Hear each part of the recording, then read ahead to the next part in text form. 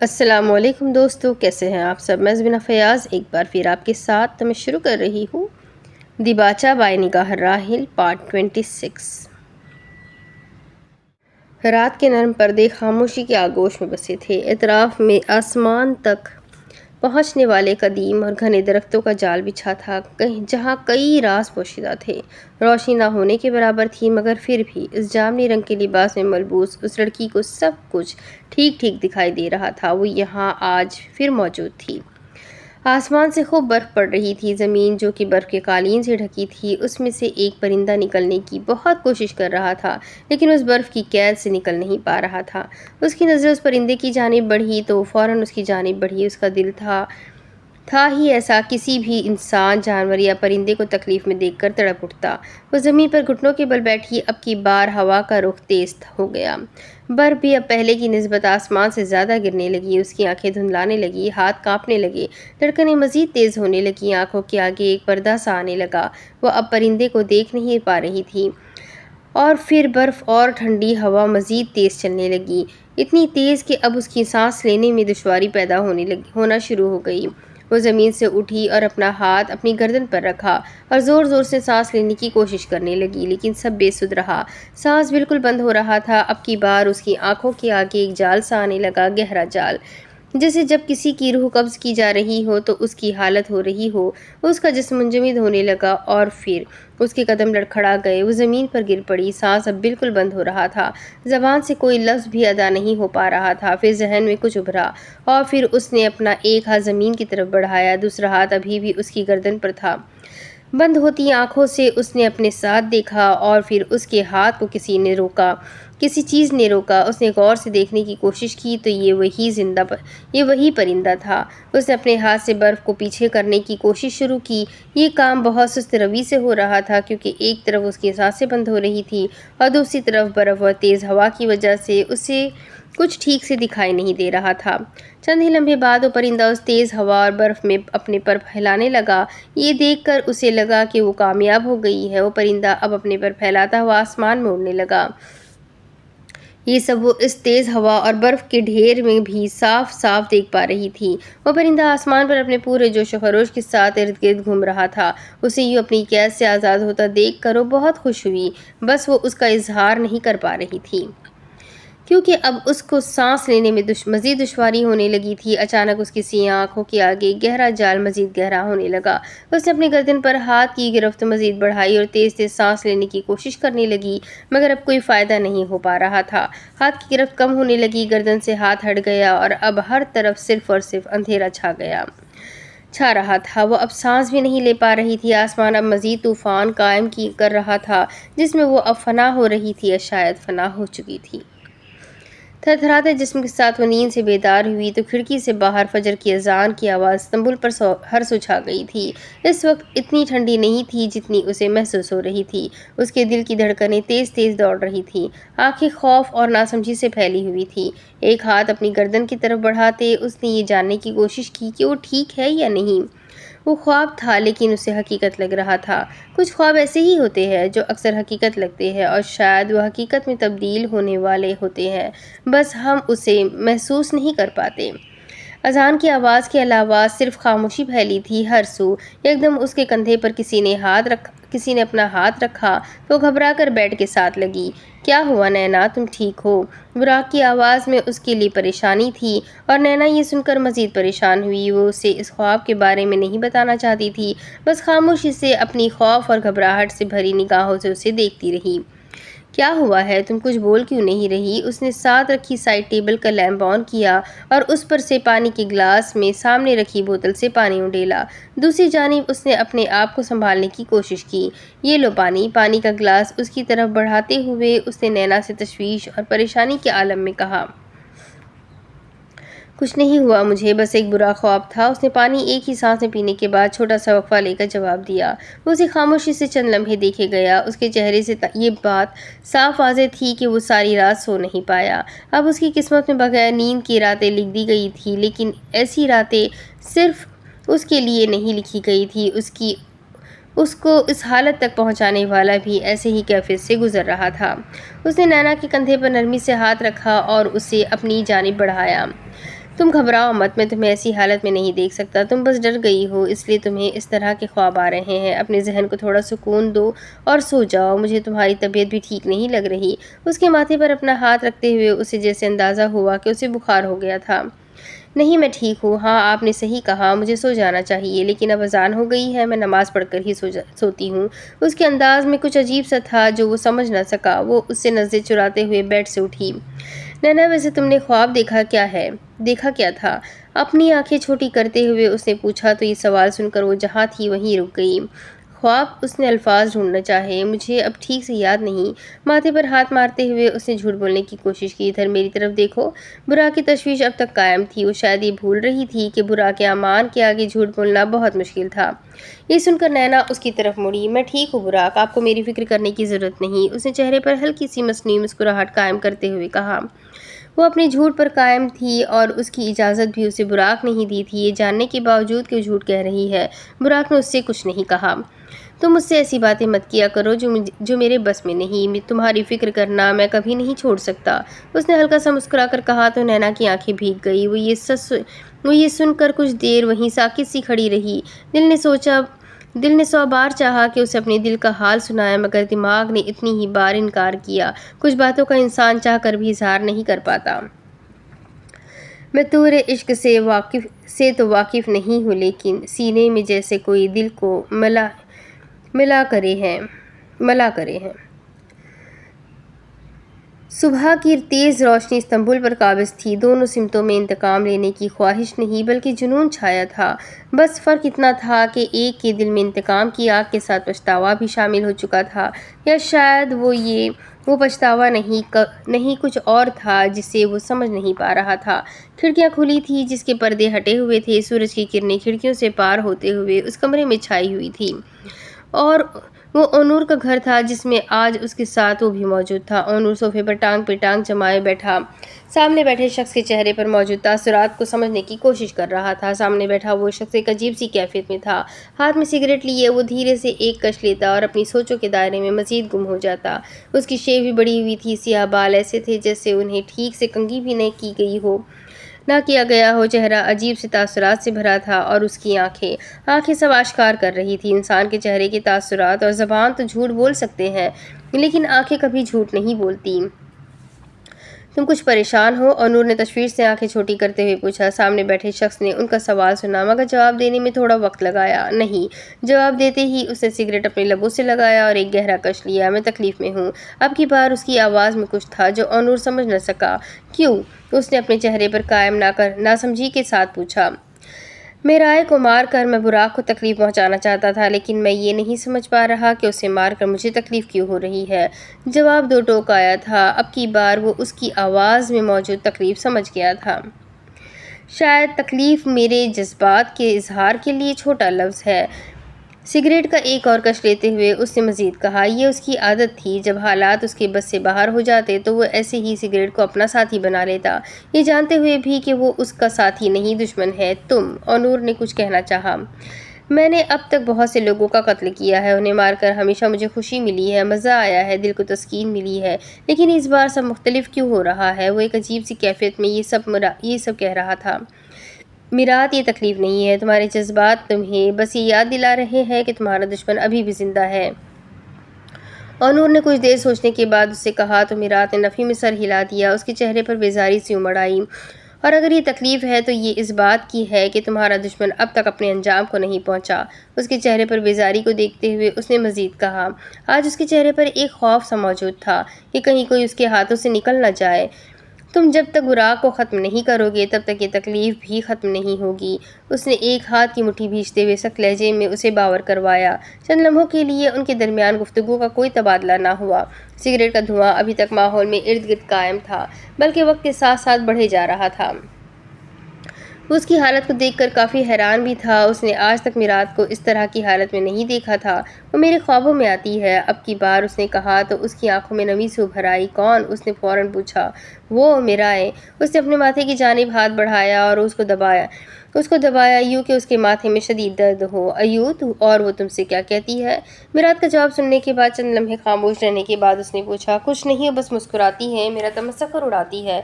اس کے لہجے میں خوف اور بے چارگی سی اتر آئی۔ میرے خواب مجھے بہت ڈراتے ہیں کیونکہ ان میں وہ بہت ہی اچھی بلکہ بہترین حالت میں ہوتی اور میں بدتر۔ خوف مزید بڑھتا گیا اور نور اس کی بات سن کر کہنے کے لیے الفاظ ڈھونڈنے لگا۔ یہ صرف خواب ہے، خوابوں کا حقیقت سے کوئی تعلق نہیں ہوتا، اپنے خوابوں کو خود پہ مسلط نہ ہونے دو۔ اس نے میرات کو تسلی دی۔ اگر وہ خواب ہے تو حقیقت کیا ہے پھر؟ وہ جیسے چیخا تھا، میرا دل بے چین کیوں ہے؟ اس نے مزید بلند آواز میں کہا تو سگریٹ اس کے ہاتھ سے نیچے گر گیا۔ میں نے بتایا ہے تمہیں، تمہارا دل اس لیے بے چین ہے کیونکہ تم اب تک اپنے ماں باپ کی موت کا بدلہ نہیں لے سکے۔ اس نے اپنے چہرے پر ناگواری کے تاثرات لاتے ہوئے کہا۔ وہ اب میرات کی باتوں سے جیسے اکتا رہا تھا۔ شاید آپ ٹھیک کہہ رہے ہیں، یہ تکلیف تبھی ختم ہوگی جب میں اپنے ماں باپ کی موت کا بدلہ لوں گا۔ اپنی حالت کی سمجھ نہ آنے پر اس نے یہی نتیجہ نکالا کیونکہ اسے دوسرا نتیجہ جو کہ حقیقت تھا، اسے سننے کی اور کہنے کی وہ اس وقت ہمت نہیں رکھتا تھا۔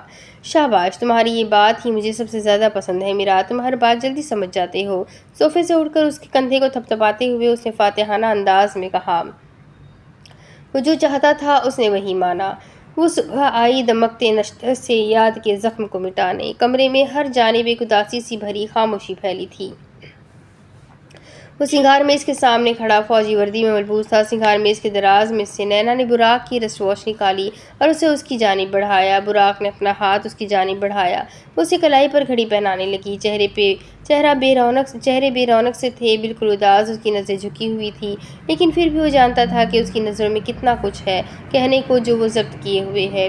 براق، آپ کو معلوم ہے میں ہمیشہ اللہ سے کیا دعا کرتی ہوں؟ کلائی پر گھڑی پہناتے ہوئے اس نے زخمی انداز میں کہا۔ وہ اسے مزید سننے کا منتظر تھا کہ اللہ مجھے میرے پیاروں سے پہلے اس دنیا سے اٹھائے۔ جانتے ہیں کیوں؟ وہ اسے کلائی پر گھڑی پہنا چکی تھی اور اب اس کی سیاہ آنکھیں نیلی آنکھوں میں جھانک رہی تھیں۔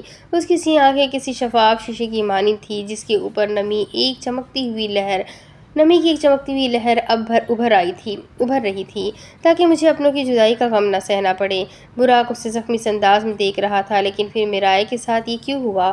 پھر اس کا ضبط ٹوٹا، آنکھیں برسنے لگیں۔ براق نے اس کے کندھوں کو نرمی سے اپنی گرفت میں لیا اور وہ سامنے رکھے صوفے پر شکست خوردہ انداز میں دھیرے سے بیٹھی۔ آنسوؤں کی بارش ابھی تک جاری تھی۔ وہ اسے چند لمحے دیکھتا رہا۔ اسے یہ سمجھنے میں دشواری کا سامنا کرنا پڑ رہا تھا کہ کل جو لڑکی اسے اتنا حوصلہ اور تسلیاں دے رہی تھی وہ خود ایک دم اتنی کمزور کیسے پڑ گئی۔ شاید وہ یہ نہیں جانتا تھا کہ انسان اکثر اپنے اوپر جو مضبوطی کا لبادہ اوڑھے رکھتا ہے وہ لبادہ کبھی کبھی اپنوں کے سامنے بکھر ہی جاتا ہے۔ دیکھو میری بات سنو، تم ایسے مت رہو، اگر تم ہی اپنی ایسی حالت کر لو گی تو میرا کیا ہوگا؟ ہاں، تم تو مجھے حوصلہ دے رہی تھی کل، اور اب یہ کیا؟ اس کے دل و دماغ میں جو آیا اس نے کہہ ڈالا۔ اس کے رخسار اور ناک اب سرخ ہو چکے تھے۔ اسے اس پر ترس بھی آیا۔ کبھی کبھی آپ چاہ کر بھی اپنے آنسوؤں پر قابو نہیں پا سکتے۔ اس نے اپنی انگلی کے پور سے اپنی ایک آنکھ میں سے آنسو صاف کرتے ہوئے بھیگی آواز میں کہا۔ آپ کو پتہ ہے میرائے بالکل میری بہنوں کی طرح تھی۔ جب آپ یہاں نہیں ہوتے تھے نا تو مجھے اکثر ایسا لگتا کہ میں یہاں اکیلی ہوں، لیکن آپ جانتے ہیں میرائے نے مجھے کبھی ایسا محسوس نہیں ہونے دیا۔ نینا، میں جانتا ہوں یہ دکھ کتنا بڑا ہے کہ اس کے زخم ہم کبھی نہیں بھول سکتے، لیکن اب کیا اس کا مطلب یہ ہے کہ ہم ہمت ہار جائیں؟ یا اللہ ہمیں یہی حکم دیتا ہے؟ اس نے اسے سمجھانے کی کوشش کی۔ یہ اللہ کی طرف سے ایک آزمائش ہے، اس کا سامنا ہمیں بہت ہمت اور صبر کے ساتھ کرنا ہے۔ جانتی ہو کیوں؟ اس نے اس کی برستی ہوئی آنکھوں میں نرمی سے دیکھتے ہوئے کہا۔ کیونکہ اللہ کو وہ لوگ پسند ہے جو اس کی دی گئی آزمائشوں پر ہمت اور صبر کے ساتھ سامنا کرتے ہیں، نہ کہ ہمت ہار جاتے ہیں اور مایوس ہو جاتے ہیں۔ ٹھیک ہے، اس نے اس کے کندھے کو پیار سے تھپتھپاتے ہوئے حوصلہ دیا۔ وہ زخمی انداز میں مسکرائی۔ دل بھاری تھا جو اب ہلکا ہو چکا تھا۔ کبھی کبھی انسان کا دل دکھوں اور تکالیف کے باعث اتنا بھاری ہو جاتا ہے کہ اس دل کو ہلکا کرنے کے لیے اشک بہانا ہی ایک آخری راستہ رہ جاتا ہے۔ قلم ہونے لگی گردن قلم کے پاسبانوں کی، کھلا نیلام ذہنوں کا، لگی بولی زبانوں کی۔ اسلام آباد، پاکستان۔ علیشہ صوفے پر ٹانگ جمائے بیٹھی تھی، بالوں کا ایک جوڑا بنائے۔ وہ آج کافی خوش تھی، لیکن یہ خوشی صرف اس کے لیے تھی۔ کسی اور کے لیے یہ خوشی جلد ہی تکلیف کا سبب بننے والی تھی۔ اس کے موبائل کی اسکرین چکمکائی تو اس نے ایک نظر موبائل کی اسکرین پر دیکھا اور پھر ایک نظر شخص کو دیکھا جو سامنے والے صوفے پر بازو پھیلائے بہت کروفر اور متکبر سے انداز میں بیٹھا تھا۔ اس نے آنکھوں سے اس شخص کو اشارہ کیا جیسے وہ جس کی کال کا انتظار کر رہے تھے وہ آ گئی ہے۔ اس نے فون اٹھایا اور کان سے لگایا۔ چند لمحے روزمرہ کی گفتگو ہوئی اور پھر اہم بات کی طرف دوسری جانب والا شخص آیا۔ عریشہ، میں کل پاکستان واپس آ رہی ہوں اور جلد ہی میں نے تم سے ملاقات بھی کرنی ہے۔ ذرا ایک اہم معاملے پر تم سے بات کرنی ہے۔ دوسری جانب سے نینا نے سنجیدگی سے کہا، ٹھیک ہے، آپ کو جب مناسب لگے ہم مل لیں گے۔ اس نے چہرے پر ایک شاطر مسکراہٹ قائم کرتے ہوئے کہا، اوکے، تھینکس، اللہ حافظ۔ نینا نے فون رکھتے ہوئے کہا، خدا حافظ، اپنا خیال رکھنا۔ عریشہ نے فون رکھا اور پھر وہ سامنے صوفے پر بیٹھے شخص سے مخاطب ہوئی۔ میکائل صاحب، نینا کل پاکستان آ رہی ہے، اس نے مسکراتے ہوئے کہا تو میکائل کے چہرے پر بھی ایک فاتحانہ مسکراہٹ قائم ہو گئی۔ اس نے آنا ہی تھا، اس نے کندھے اچکا کر کہا، مگر آپ کو کیسے معلوم ہوا کہ وہ پاکستان آئے گی؟ عریشہ کو تشویش ہوئی تو سامنے موجود شخص کو اس کی تشویش کا اظہار پسند نہیں آیا۔ تمہیں یہ جاننے کی ضرورت نہیں، تمہیں جتنا کہا ہے تم اس پر دھیان دو، اس نے ہمیشہ کی طرح اپنے تکبر سے بھرے انداز میں کہا تو عریشہ نے چند لمحے کے لیے شرمندگی سے اپنی نظریں جھکا لیں۔ اسلم، وہ چیک لاؤ۔ اپنے ساتھ کھڑے شخص سے مخاطب ہو کر میکائل نے اسے حکم دیا تو وہ فوراً اس کے حکم کی تکمیل کرتے ہوئے ایک چیک لایا اور اسے میکائل کو مؤدب انداز میں تھمایا۔ میکائل نے اس چیک کو چند لمحے دیکھا جس پر 50 لاکھ کی رقم درج تھی۔ یہ لو تمہاری رقم، باقی کے پیسے اب تب ملیں گے جب باقی کا کام بھی تم پورا کر لو گی، اس نے سنجیدگی سے عریشہ سے کہا جس کی نظریں اس چیک پر سے ہٹ ہی نہیں رہی تھی۔ بہت شکریہ آپ کا میکائل صاحب۔ وہ چیک لینے کے لیے صوفے سے اٹھی اور اپنا ہاتھ چیک کی جانب بڑھایا تو میکائل نے وہ چیک اس سے دور کر لیا۔ اس کی آنکھوں میں بے یقینی اتر آئی اور چہرے پر شرمندگی۔ ایک بات یاد رکھنا عریشہ، میں دھوکہ دینے والوں کو کبھی معاف نہیں کرتا۔ یہ جو رقم تمہیں مل رہی ہے اسے تم نے حلال کر کے دکھانا ہے، ٹھیک ہے؟ اس نے اسے تنبیہ کی تو عریشہ نے اس بات میں سر ہلا دیا۔ میکائل نے سامنے رکھی میز پر چیک پھینکا تو عریشہ نے فوراً اس چیک کو اٹھا لیا۔ آپ فکر مت کریں، میں آپ کو کبھی شکایت کا موقع نہیں دوں گی، اس نے ہلکا سا مسکرا کر کہا تو میکائل نے اسے ہاتھ سے جانے کا اشارہ کیا۔ اب کی بار وہ بالکل شرمندہ نہیں ہوئی۔ جب انسان کا ضمیر مرتا ہے تو اس کی حیا ختم ہو جاتی ہے۔ جب وہ میکائل کے گھر سے چلی گئی تو میکائل اسلم سے مخاطب ہوا، یہ پیسہ بھی کیا چیز ہے نا اسلم، انسان کا ضمیر، اس کا جسم، اس کی روح اور خاص طور پر اس کا ایمان تک چھین لیتا ہے۔ وہ اپنے سامنے رکھی سگریٹ کی ڈبیا کو دیکھتے ہوئے کہہ رہا تھا، اور تم جانتے ہو اسی لیے مجھے پیسے سے عشق ہے، کیونکہ اس سے بڑی دنیا میں اور کوئی طاقت نہیں۔ وہ یہ کہتے ہوئے فاتحانہ انداز میں مسکرانے لگا۔ صاحب، اگر اجازت دے تو ایک بات پوچھ سکتا ہوں؟ اس نے ہچکچاتے ہوئے پوچھا تو میکائل نے اس بات میں سر ہلا دیا۔ آپ نے عریشہ کو نینا کے خلاف استعمال کیا، اس کی وجہ کیا صرف یہی ہے کہ وہ اس کی اسسٹنٹ ہے یا پھر کوئی اور وجہ؟ یہ عریشہ، یہ نینا کی اسسٹنٹ ہونے کے ساتھ ساتھ اس کی بہت پرانی دوست بھی ہے، اس کی بات مکمل ہونے سے پہلے ہی میکائل نے کہا، یوں کہ اس سے زیادہ کسی اور کو کسی بارے میں علم نہیں۔ آپ کو اس کے بارے میں اتنا کیسے معلوم؟ سوال فوراً پوچھا گیا۔ دشمن کے بارے میں آپ کے پاس پوری معلومات نہیں تو آپ سے زیادہ نالائق اور کوئی نہیں۔ جواب بھی فوراً دو ٹوک انداز میں دیا گیا۔ اس نے نظریں جھکا لی اور خاموشی سے اس کے ساتھ ہمیشہ کی طرح مؤدب انداز میں کھڑا رہا۔ لیکن نینا بہت چالاک ہے، مکار ہے، وہ عریشہ سے بھی زیادہ اپنے کام کے متعلق بات نہیں کرتی، جس وجہ سے ہم اس کے بارے میں زیادہ نہیں جان پاتے۔ شاید وہ عریشہ پر بھی اتنا اعتبار نہیں کرتی جتنے اعتبار کی ہمیں ضرورت ہے۔ وہ کچھ سوچتے ہوئے اپنے الفاظ ادا کر رہا تھا۔ آپ کے خیال میں اسے عریشہ پر شک ہے؟ اسلم نے فوراً تشویش کے عالم میں پوچھا۔ وہ اس کا سوال سن کر کچھ لمحے خاموش رہا۔ نہیں، ایسا نہیں ہے، وہ کچھ زیادہ ہی عقل مند ہے، اس نے جو کہا۔ کچھ لمحے بعد اسے اپنے الفاظ پر پچھتاوا ہوا۔ آخر وہ اسے عقل مند کیسے کہہ سکتا تھا؟ اسے خوب پچھتاوا ہوا۔ یہی بات تھی نینا میں، اس کی قابلیت کا اعتراف اس کے دشمن بھی کرتے۔ سبز ریشمی گھاس پر سورج کی تیز کرنیں اپنا بسیرا کیے ہوئی تھی۔ وہ لان میں ایک سفید کرسی پر بیٹھی تھی، کافی دیر تک آنسو بہانے کے بعد سوجی ہوئی تھی۔ دل دماغ دونوں میں صرف اور صرف تکلیف تھی۔ انہیں لان میں بیٹھا دیکھ کر نینا ان کی جانب بڑھی۔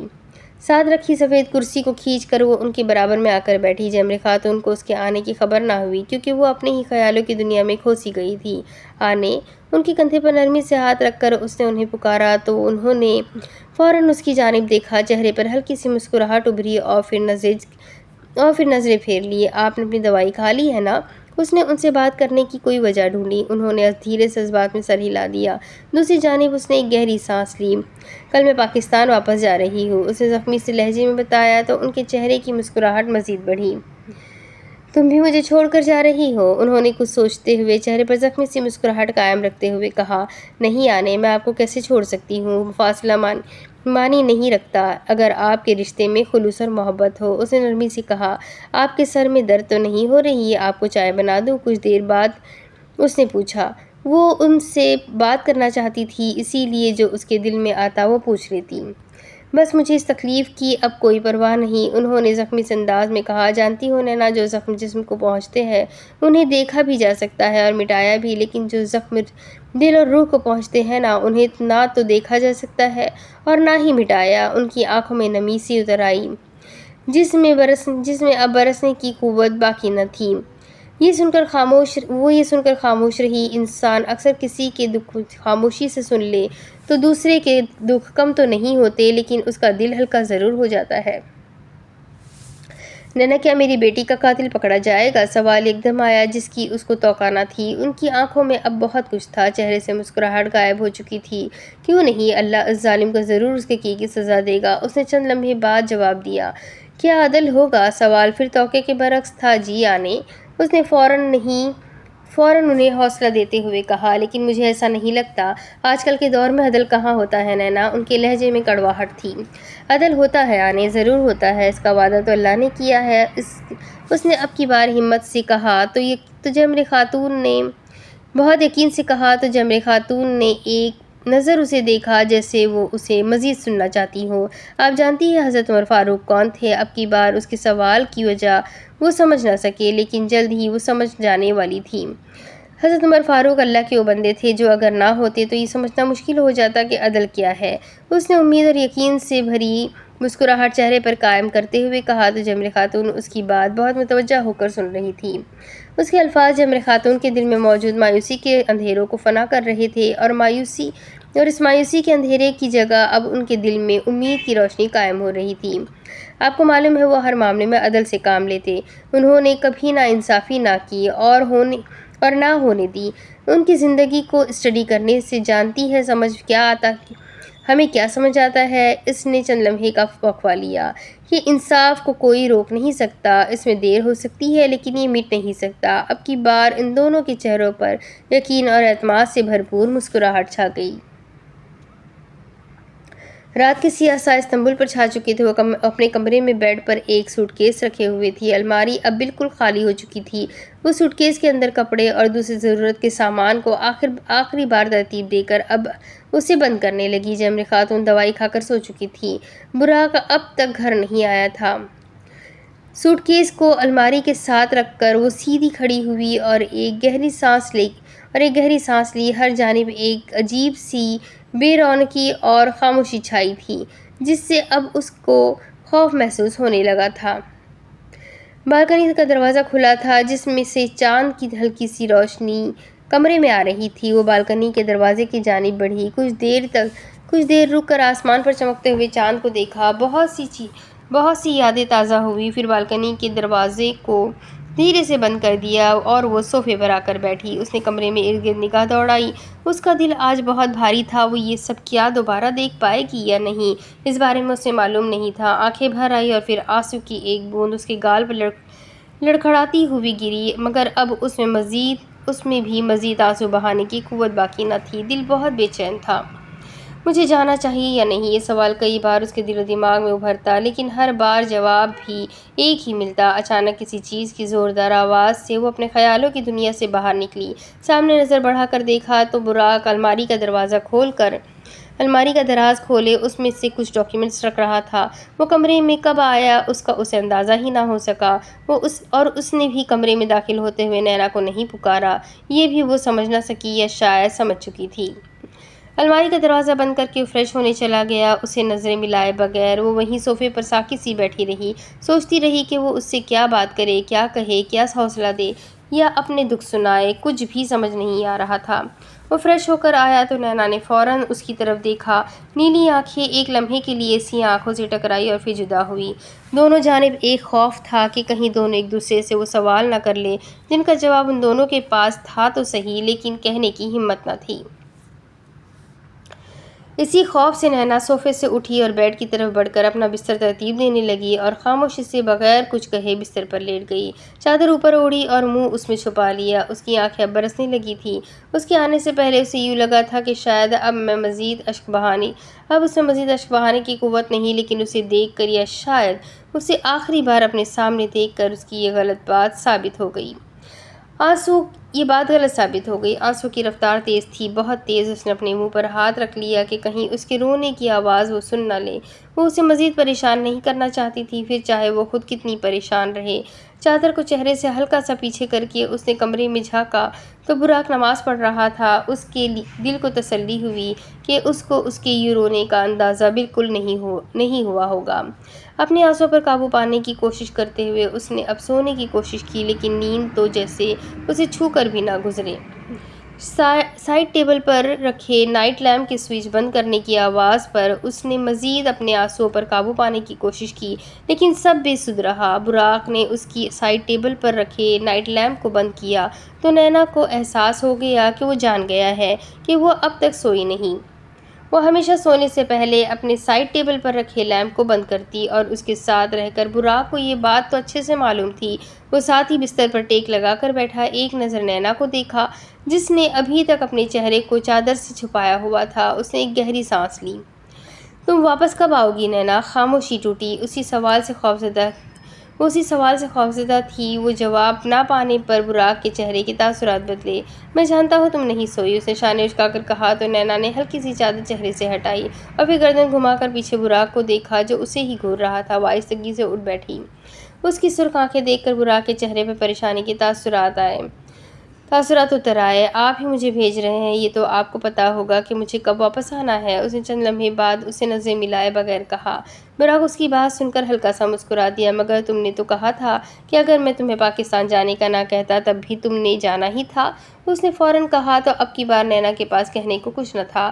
وہ سوچنے لگی کہ اب کیا کہے۔ براق اس کے جواب کا منتظر تھا۔ میں جلد ہی آؤں گی براق۔ اب کی بار اس نے براق کی طرف دیکھتے ہوئے مسکرا کر کہا جیسے وہ اسے تسلی دے رہی ہو۔ اس نے یہ سن کر اس بات میں سر ہلا دیا۔ تمہاری فلائٹ صبح 8 بجے کی ہے۔ چند لمحے بعد اس نے مفہوم سے انداز لہجے میں پوچھا۔ جی۔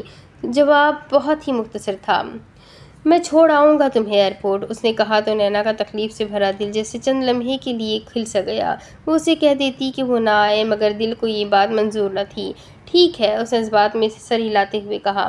اور پھر خاموشی کا ایک اور وقفہ آیا، لیکن کون جانے کہ خاموشی کی بھی ایک آواز ہوتی ہے جو ہر کوئی نہیں سن سکتا۔ آپ کچھ کہنا چاہتے ہیں؟ اب کی بار خاموشی کو نینا نے توڑا اور براق نے اس کی بات سنی تو اس کی جانب حیرت سے دیکھا۔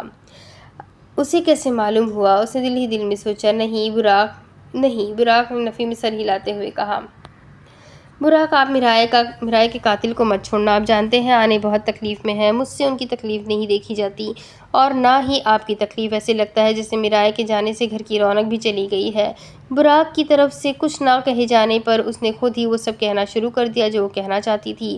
آنکھوں میں نمی پھر سے بھر آئی، لیکن اب وہ اسے صرف اپنی آنکھوں تک ہی رکھنا چاہتی تھی۔ اس کی بات سن کر براق نے نرمی سے اس کا ہاتھ تھاما اور اس کی طرف مسکرا کر دیکھا۔ نینا، تمہیں مجھ پر بھروسہ ہے نا؟ اس نے اس کی سیاہ آنکھوں میں جھانکتے ہوئے بہت یقین کے ساتھ پوچھا۔ آپ پر بھروسہ آخر کیسے نہیں ہو سکتا مجھے؟ اس نے زخمی سے انداز میں مسکرا کر کہا۔ پھر تم فکر مت کرنا، میں اپنے دشمن سے اس کے ہر کام کا پورا حساب لیتا ہوں۔ اگر میں سکون میں نہیں تو میرا دشمن بھی سکون میں نہیں رہ سکتا، وہ بھی تڑپے گا۔ اس کی نیلی آنکھوں میں اب سرخی کی ایک لہر ابھر آئی، لیکن وہ یہ نہیں جانتا تھا کہ اس کا دشمن بھی تڑپ رہا تھا۔ اب اس کے آگے کی کہانی میں آپ کو اگلے ویڈیو میں سناتی ہوں کہ آگے کیا ہوگا۔ یہ جاننے کے لیے میرے ساتھ بنے رہے، ویڈیو کو لائک کریں، چینل کو سبسکرائب کریں، بیل آئیکن کو ضرور دبا دیں، اپنے کانٹیکٹس میں اس ناول کو ضرور شیئر کریں اور کمنٹ کر کے ضرور بتائیں کہ آپ کو ناول کیسا لگ رہا ہے۔ تو ملتے ہیں اگلے ویڈیو میں، تب تک کے لیے اپنا خوب سارا خیال رکھیں، مجھے بھی دعاؤں میں یاد رکھیں۔ اللہ حافظ۔